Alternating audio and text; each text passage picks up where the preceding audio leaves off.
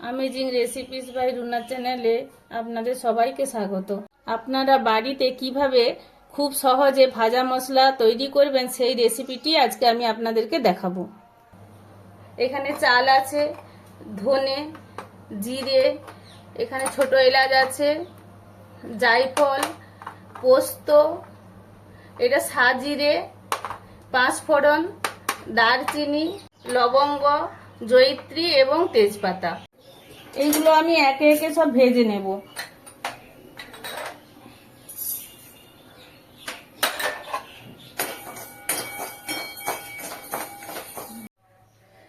আমি মশলাগুলো সব একে একে ভেজে নিয়েছি। ভেজে এটা আমি এবারে গুঁড়ো করে নেব। আপনারা ভাববেন যে চাল দিয়েছে, চাল আবার কিরকম হবে খেতে। আর আগে তো এত প্যাকেট মশলাও ছিল না, এই মশলা দিয়েই তো এত সুন্দর সব টেস্টি খাবার তৈরি হতো।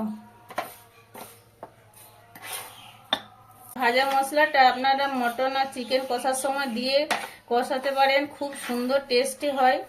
আর এমনকি শুক্তোতে দিলেও ভালো লাগে।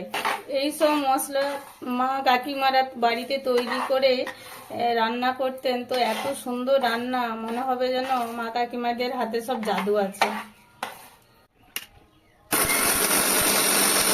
ভাজা মশলা একদম রেডি, এটা আমি ডিবেই ভরে রেখে দেবো।